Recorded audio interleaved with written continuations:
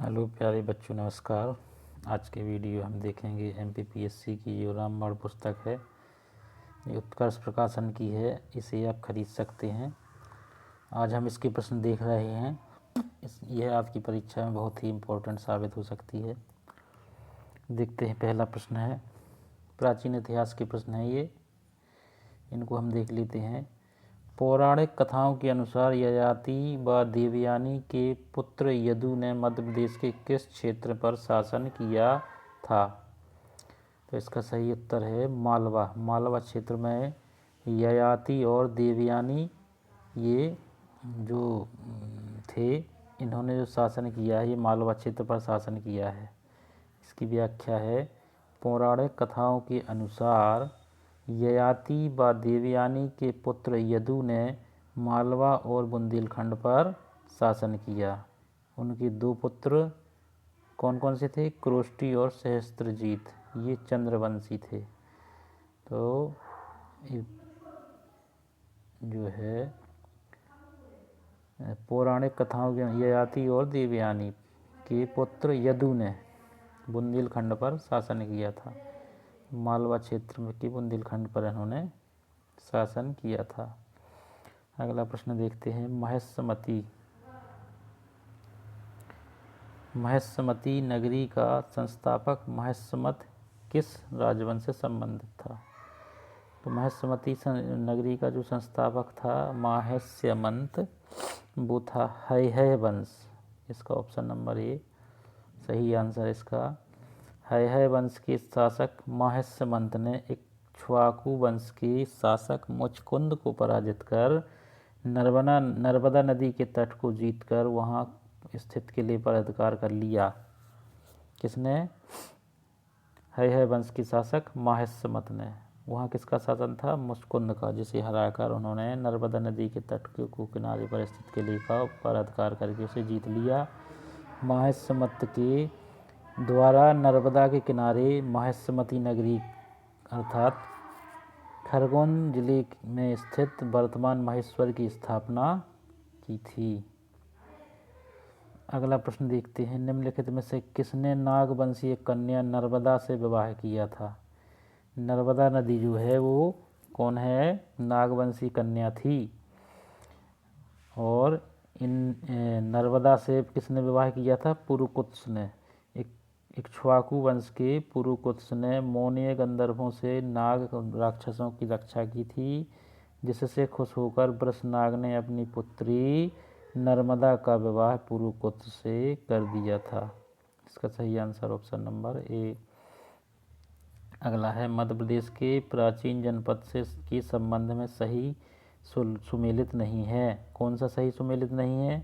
वत्स ग्वालियर, चेदी खजुराहो, तुंडीकेर विदिशा और अवंती उज्जैन। तो इसका सही आंसर है तुंडीकेर विदिशा। विदिशा का प्राचीन नाम क्या है? दसाड़। क्या है? दसाड़। और तुंडीकेर दमोह क्षेत्र का प्राचीन नाम है, विदिशा का नहीं है। तो ये कौन सा ऑप्शन सही नहीं है? ये सी वाला ऑप्शन सही नहीं है। इसमें देख लेते हैं, पुरातात्विक साक्ष्यों से यह जानकारी मिलती है कि उत्तर वैदिक काल के बाद एवं महाजनपद काल के पहले मध्य प्रदेश के प्रमुख जनपद निम्न प्रकार: तुंडीकर, दमोह क्षेत्र, अवंती उज्जैन क्षेत्र, दसाण विदिशा क्षेत्र, अनूप निमाड़ क्षेत्र, चेदी खजुराहो और वत्स ग्वालियर, नलपुर नरवर क्षेत्र और तैमर जबलपुर क्षेत्र। तो इनको याद रखना है। अगला प्रश्न है, प्रश्न नंबर 5, प्राचीन भारतीय साहित्य में वर्णित सप्तपुरियों में मध्य प्रदेश का कौन सा नगर शामिल है? पहला ऑप्शन ए उज्जैन, चित्रकूट, ओंकारेश्वर और अमरकंटक। इसका सही आंसर है उज्जैन। प्राचीन भारतीय साहित्य में वर्णित सप्तपुरियों में मध्य प्रदेश का उज्जैन नगर शामिल है। व्याख्या है, प्राचीन भारतीय साहित्य में उज्जैन को सप्तपुरियों में शामिल किया गया है। मृच्छकटिकम में इसे उपवन के कारण पुष्पकरण्यक भी कहा गया है। मेजर लुआर्ड द्वारा नवतेरी नगर कहा गया है। गरुड़ पुराण के एक श्लोक में 7 तीर्थ स्थलों का वर्णन है। तो ये मृच्छकटिकम जो है, जो शूद्रक द्वारा लिखी गई है, इसमें इसको वन उपवन के कारण पुष्पकरंडक भी कहा गया है। गरुड़ पुराण के एक श्लोक में 7 तीर्थ स्थलों का वर्णन किया गया है। कौन कौन से हैं वे? अयोध्या, मथुरा, माया, काशी, कांची, अवंतीपुर। ये है उज्जैन अवंतीपुर, इसी को बोलते हैं। द्वारापति, द्वारिका, सस्यप्ता, मोक्षदायिनी। चलिए अगला प्रश्न है, महाभारत के अनुसार च्यवन और कच्छप से मुनियों के आश्रम आसित पर्वत पर थे। यह पर्वत वर्तमान में किस नगर के निकट है? तो आसित पर्वत जो है ये उज्जैन के निकट है। कहाँ है? उज्जैन, आसित पर्वत। चलिए देख लेते हैं व्याख्या। महाभारत के अनुसार च्यवन और कच्छ से मुनियों के आश्रम असित पर्वत पर थे। यह पर्वत वर्तमान में कहाँ है? उज्जैन नगर के निकट है।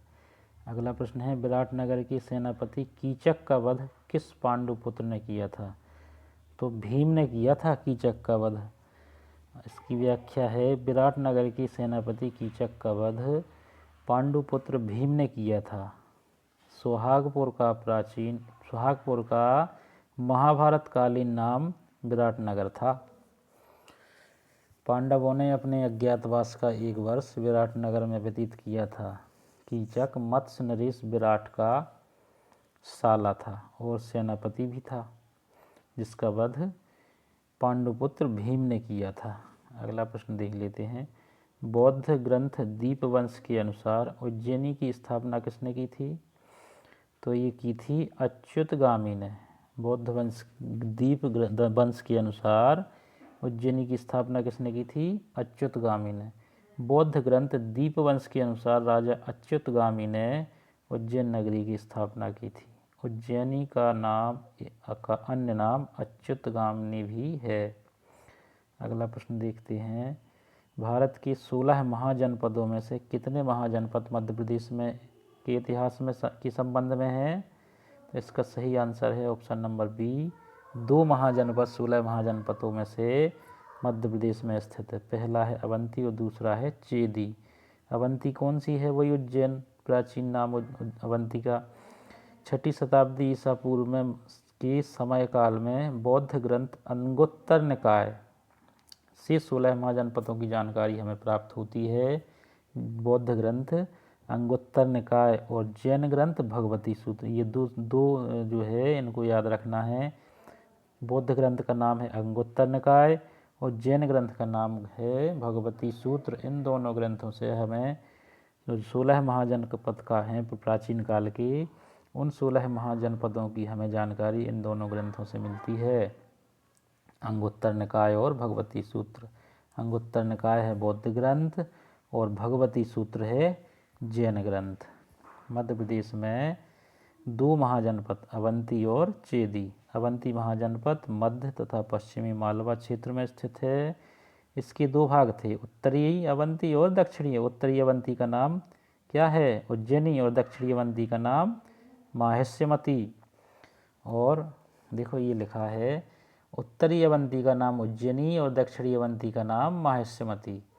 जबकि चेदी महाजनपद का विस्तार भौगोलिक दृष्टि से यमुना व विंध्य पर्वत के मध्य स्थित था, जो वर्तमान में पूर्वी बघेल खंड क्षेत्र में आता है। चेदी महाजनपद की राजधानी क्या थी? सुक्तिमती थी। वर्तमान में चेदी को किस नाम से जाना जाता है? जी हमने अभी इधर देखा था, चेदी को खजुराहो के नाम से जाना। खजुराहो क्षेत्र, चेदी राजवंश जो है खजुराहो क्षेत्र से संबंधित है। और अवंती तो हमें पता ही है उज्जैन से क्षेत्र। चेदी किससे है संबंधित? खजुराहो क्षेत्र से। तो वर्तमान में खजुराहो क्षेत्र के नाम से चेदी जनपद को जाना जाता था। चलिए अगला प्रश्न देखते हैं प्रिय मित्रों। चेदी की राजधानी क्या थी? सुक्तिमती। चलिए अगला देखते हैं, भगवान बुद्ध के समय 6ठी शताब्दी ईसा पूर्व चेदी महाजनपद की राजधानी किस नदी के तट पर स्थित थी? तो ये थी सुक्तिमती नदी, जो उसकी राजधानी है सुक्तिमती चेदी की पहले थी। उस वही सुक्तिमती नदी के किनारे पर भी ये चेदी महाजनपद की राजधानी थी। चलिए, भगवान बुद्ध के समय 6ठी शताब्दी ईसा पूर्व में चेदी महाजनपद की राजधानी क्या थी? सुक्तिमती। और उसी के किनारे, वही सुक्तिमती नदी के किनारे थी, वही सुक्तिमती उसकी क्या थी? राजधानी थी चेदी की। वर्तमान केन नदी के नाम से जाना जाता है। सुक्तिमती का केन नदी का प्राचीन नाम भी पूछ सकते हैं परीक्षा में, क्योंकि अभी 25 दिसंबर 2024 को इसका उद्घाटन हुआ है प्रधानमंत्री नरेंद्र मोदी जी के द्वारा, तो केन बेतवा लिंक परियोजना के अंतर्गत। तो इसको अभी वर्तमान में ये वर्तमान के संदर्भ से बहुत महत्वपूर्ण है कि केन नदी का प्राचीन नाम क्या था। तो केन नदी का प्राचीन नाम था सुक्तिमती। सुक्तिमती नदी के किनारे ही खजुराहो स्थित है उसकी राजधानी। चेदी महाजनपद आधुनिक बुंदेलखंड में अवस्थित है। इसकी राजधानी क्या थी? सुक्तिमती। और सुक्तिमती नदी है ये केन नदी, उसका प्राचीन नाम है। चलिए, अगला प्रश्न देखते हैं।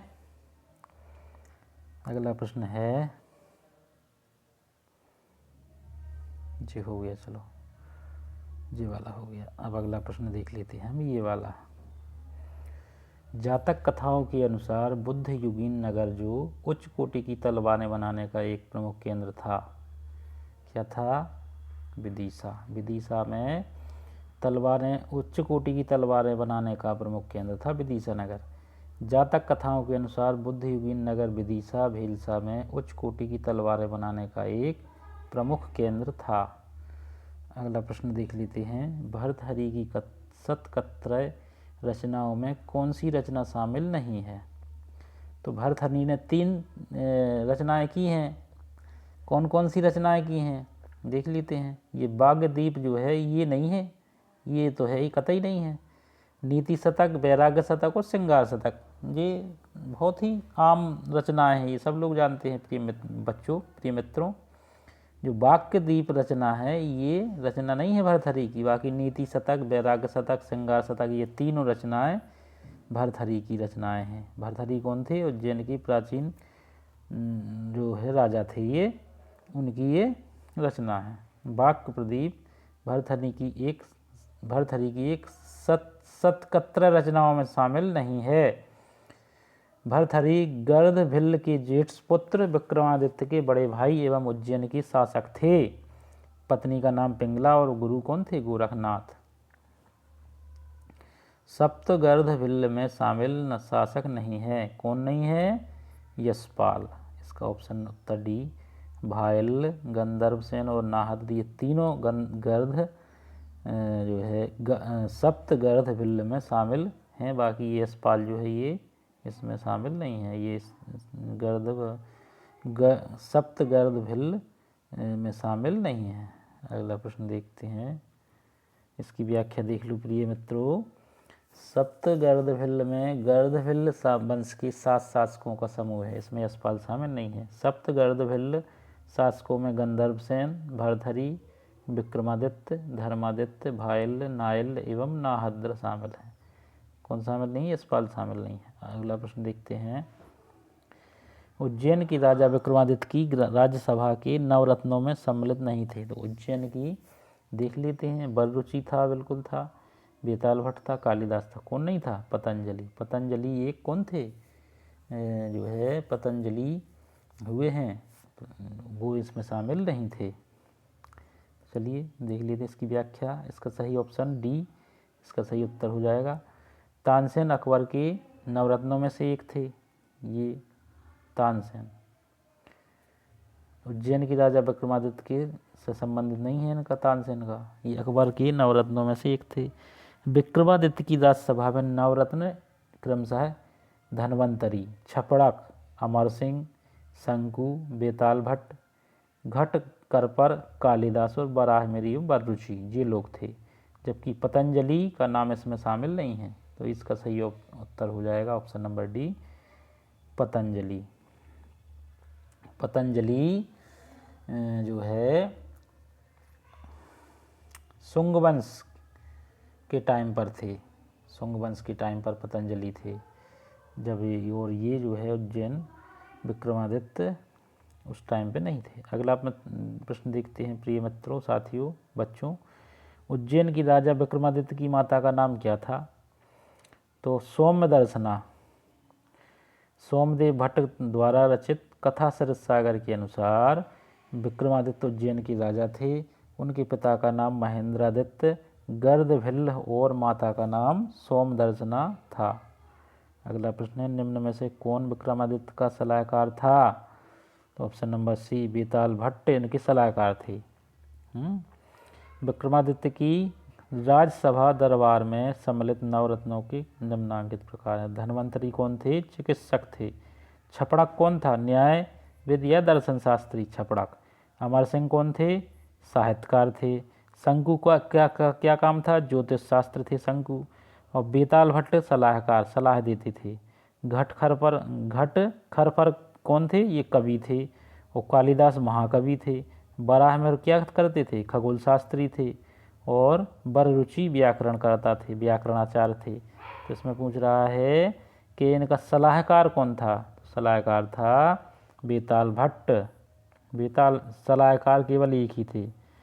और महाकवि घटकरपर और महाकवि कालिदास थे। तो बेताल भट्ट इनके सलाहकार थे। इसका ऑप्शन सी इसका सही आंसर हो जाएगा। अगला प्रश्न देख लेते हैं, प्रश्न नंबर 17। निम्न में से किसके संबंध में कहा जाता है कि वह पितृहीनों का पिता, बंधुहीनों का बंधु, अनाथों का नाथ और प्रजाजनों का सर्वस्व था? ये प्रश्न है। इस प्रश्न का देख लेते हैं हम। तो कौन था ये? राजा भोज, राजा विक्रमादित्य, राजा धंग या राजा चंडप्रद्यु? तो कौन था? सही ऑप्शन है ऑप्शन नंबर बी, राजा विक्रमादित्य। सोमदेव भट्ट ने चंद्रगुप्त द्वितीय विक्रमादित्य के संबंध में लिखा है। किसने लिखा है? सोमदेव भट्ट ने चंद्रगुप्त द्वितीय विक्रमादित्य के संबंध में लिखा है कि वह पितृहीनों का पिता, बंधुहीनों का बंधु, अनाथों का नाथ और प्रजाजनों का सर्वस्व था। विक्रमादित्य का मूल नाम भिल्ल इल्ल था। क्या था? भिल्ल इल्ल। शकों के विजय पाने के बाद उन्होंने अपने नाम के आगे विक्रमादित्य की उपाधि लगाई थी। तो विक्रमादित्य का मूल नाम क्या था? भिल्ल इल्ल। और सोमदेव भट्ट ने चंद्रगुप्त द्वितीय विक्रमादित्य के संबंध में लिखा कि वह पितृहीनों का पिता, बंधुहीनों का बंधु, अनाथों का नाथ और प्रजाजनों का सर्वस्व था। अगला प्रश्न है, बुद्ध के समकालीन अवंती का शासक कौन था? तो ऑप्शन नंबर बी, चंडप्रद्योत। कौन था? अवंती मध्य प्रदेश में अवंती महाजनपद मालवा प्रांत के अंतर्गत स्थित था। उज्जैन में और माहिष्यमती क्रमशः उत्तरी उज्जैनी और दक्षिणी माहिष्यमती अवंती महाजनपद की राजधानियाँ थीं। इसके राजा चंडप्रद्योत भगवान बुद्ध के समकालीन थे और चंडप्रद्योत भगवान बुद्ध के अनुयायी बन गए थे। हैं? और मत्स्य पुराण में यह उल्लेख मिलता है कि अवंती का उद्भव हैहय वंश से हुआ था। मत्स्य पुराण में मिलता है इसका उल्लेख। अगला प्रश्न है, शिशुनाग ने प्रद्योत वंश के किस शासक को पराजित कर अवंती को मगध राज्य में मिलाया था? तो देख लेते हैं इसका सही आंसर। शिशुनाग ने प्रद्योत वंश के किस शासक को, शिशुनाग ने किसको हराया था? नंदीवर्धन को। किसको हराया था? नंदी। मगध राज्य के हर्यक वंश की शासक, अंतिम शासक नागदशक दर्शक के काल में उनकी अमात्य शिशुनाग द्वारा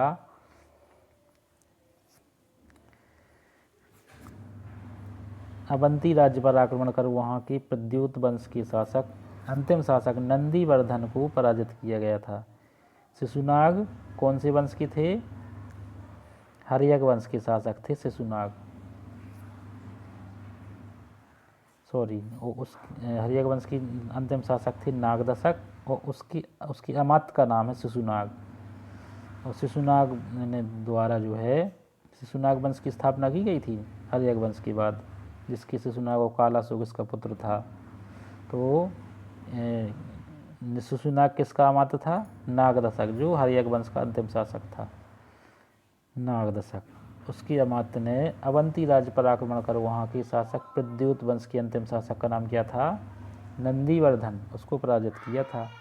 शिशुनाग के द्वारा अवंती राज्य के पूरे क्षेत्र पर मगध साम्राज्य में मिला लिया गया था। याद रखना है, शिशुनाग ने उज्जैन पर शासन करके, वो आक्रमण करके नंदीवर्धन जो प्रद्योत वंश का अंतिम शासक था उसे हराकर पूरे मगध को अपने राज्य में मिला लिया था। मगध में शिशुनाग ने हर्यक वंश के अंतिम शासक नागदशक को गद्दी से हटा करके गद्दी से हटा करके शिशुनाग वंश की स्थापना की थी। इसने नंदी जो नागदशक था इसको हटा करके और शिशुनाग वंश की स्थापना की थी गद्दी पर बैठ करके, और उसने अपनी राजधानी पाटलिपुत्र से परिवर्तित करके कहाँ ले आया था? वैशाली। शिशुनाग ने अपनी राजधानी वैशाली को बनाया था पाटलिपुत्र से हटा करके। चलिए अगला प्रश्न देखते हैं। चंडप्रद्योत। चंडप्रद्योत के संबंध में सत्य कथन असत्य विकल्प। अगर आपको होम डिलीवरी आवश्यकता हो तो इस नंबर पर कॉल करके आप होम डिलीवरी मंगा सकते हैं। और ये बुक जो है शुभम जेरोक्स। चलिए अगला प्रश्न है। चंडप्रद्योत से संबंध में असत्य कथन असत्य विकल्प कौन सा है? चंडप्रद्योत। असत्य कथन देखना है इनमें से। पहला है अवंती का राजा था, यह सत्य है। मगध के शासक शिशुनाग का समकालीन था, ये गलत है। ये किसके समकालीन था? चंडप्रद्योत, ये गौतम बुद्ध के समकालीन। इसे पीलिया नामक रोग हुआ था, यह हाथी पालन कला में सिद्ध। तो इसका सही ऑप्शन क्या गलत है? ये दूसरा गलत है, ये शिशुनाग के समकालीन नहीं था। देख लेते हैं चंडप्रद्योत। पुराणों के अनुसार राजा रिपुंजय बृहद्रथ वंश को उसके सामंत पुलक ने हटाकर अपने पुत्र चंडप्रद्योत को राजा बनाया। चंडप्रद्योत एक शक्तिशाली शासक और हाथी पालन कला में सिद्धहस्त था। यह महात्मा बुद्ध और मगध के राजा बिंबिसार, जो इस हर्यक वंश का शासक था, यह बिंबिसार, उसका समकालीन था। महात्मा बुद्ध और हर्यक वंश के शासक बिंबिसार का समकालीन था चंडप्रद्योत, ना कि शिशुनाग। शिशुनाग तो बहुत बाद में आया। चंडप्रद्योत के पीलिया से बीमार होने पर बिंबिसार ने अपने राजवैद्य जीवक को भेजा था, जिसे पिंड रोग कहते हैं। चंडप्रद्योत को पीलिया हो गया था, पिंड रोग, तो उसको ठीक करने के लिए बिंबिसार ने अपने राजवैद्य जीवक को भेजा था अवंती।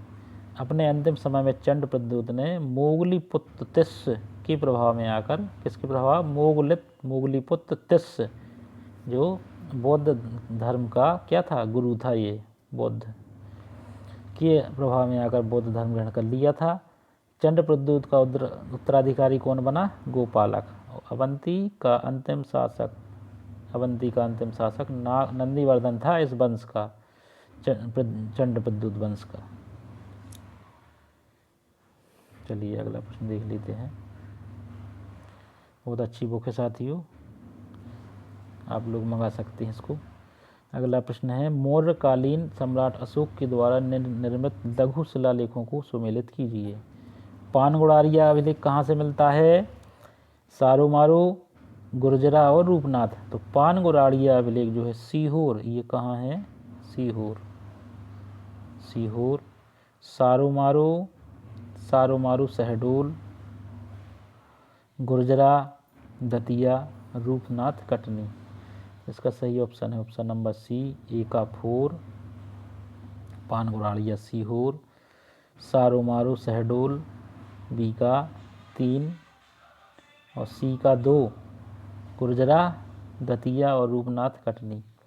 चलिए ये इसकी व्याख्या है। पानगुड़ारिया लघु शिलालेख सीहोर में है, ध्यान रखना है। प्रश्न पूछ सकता है पानगुड़ारिया अभिलेख किस जिले में है, तो आपको बता देना सीहोर। सारोमारो लघु शिलालेख किस जिले में है? ये सब अशोक सम्राट, मौर्यकालीन सम्राट अशोक के शिलालेख हैं साथियों। गुर्जरा दतिया में है, रूपनाथ लघु शिलालेख कटनी में है। अशोक ने उज्जैन में एक विशाल स्तूप का निर्माण करवाया था। इस स्तूप के अवशेष आज भी वैश्य टेकरी नामक टीले के रूप में विद्यमान हैं। कहाँ? उज्जैन में वैश्य टेकरी के टीले के नाम से। पानगुराड़िया सीहोर, सारोमारो शहडोल में, गुर्जरा दतिया रूपनाथ कटनी। सारोमारो शहडोल, पानगुराड़िया सीहोर। चलिए अगला प्रश्न देख लेते हैं। प्रश्न नंबर 22वां, निम्नलिखित में से मध्य प्रदेश में का कौन सा क्षेत्र अवंती महाजनपद से जुड़ा हुआ है? अवंती महाजनपद, मालवा जुड़ा हुआ है। ऑप्शन नंबर बी सही होगा इसका आंसर, क्योंकि बुंदेलखंड बघेलखंड तो अलग ही हैं। चलिए देख लेते हैं। ऋग्वेद में अवंती महाजनपद का उल्लेख मिलता है। काय में मिलता है? ऋग्वेद में मिलता है अवंती महाजनपद का उल्लेख। मध्य प्रदेश का मालवा क्षेत्र अवंती महाजनपद के अंतर्गत आता है। चेदी महाजनपद के अंतर्गत बुंदेलखंड आता है, ये तो सबको पता है। पूर्वी भाग है मध्य प्रदेश का, इसके आसपास का क्षेत्र विस्तारित है था। अवंती महाजनपद छठी ईसा पूर्व में मध्य प्रदेश में दूसरा बड़ा जनपद था। यह दो प्रांतों में विभक्त था। उत्तरी अवंती जिसकी राजधानी उज्जैनी थी, और दक्षिणी अवंती की राजधानी क्या थी? माहिष्मती। प्रश्न पूछ सकते हैं, दक्षिणी अवंती की राजधानी क्या थी? माहिष्मती। अवंती के दो प्रसिद्ध नगर थे, कुरधर और सुदर्शन। अवंती प्रदेश बौद्ध धर्म का प्रसिद्ध केंद्र था। चंड प्रद्युत अवंती का गौतम बुद्ध के समय एक शक्तिशाली शासक था। अगला प्रश्न है, मध्य प्रदेश में नर्मदा नदी के तट पर मांधाता नगरी किसने बसाई थी? तो मुचकुंद ने बसाई थी। ये तो बिल्कुल सरल ऑप्शन है, सरल है, और ये कई बार MPPSC में पूछा भी जा चुका है। मांधाता नगरी किसने बसाई थी? तो ये मुचकुंद ने बसाई थी। इसकी व्याख्या है, मध्य प्रदेश के खंडवा जिले में स्थित मांधाता नगरी। कहाँ, किस जिले में स्थित है? खंडवा जिले में। की स्थापना इक्ष्वाकु वंश, और इतना भी याद रखना है कि मुचकुंद किस वंश से संबंधित थे? ये इक्ष्वाकु वंश है, इक्ष्वाकु वंश से संबंधित थे। मांधाता इक्ष्वाकु वंश के राजा थे। मांधाता ने अयोध्या को अपनी राजधानी बनाया था, जो कि भगवान श्री राम के पूर्वज हैं। कौन है? मांधाता। ओंकारेश्वर मांधाता तथा नर्मदा नदी के मध्य द्वीप पर स्थित है। ओंकारेश्वर कहाँ स्थित है? मांधाता तथा नर्मदा नदी के मध्य द्वीप पर स्थित है। और मांधाता नगरी किसने बसाया था? मुचकुंद ने, जो इक्ष्वाकु वंश के राजा थे। ये भगवान श्री राम अयोध्या नगरी के इन्होंने अपनी राजधानी बनाया था, ये उनके पूर्वज हैं। अगला प्रश्न है, पौराणिक कथाओं के अनुसार पांडव नकुल की पत्नी कर्णुमति कहाँ की राजकुमारी थी?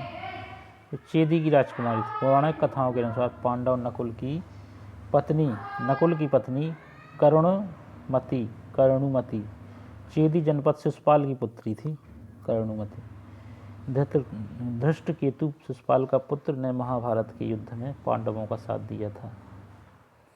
शिशुपाल के पुत्र धृष्टकेतु ने पांडवों का साथ दिया था। चलिए अगला प्रश्न देख लेते हैं। मध्य प्रदेश के किस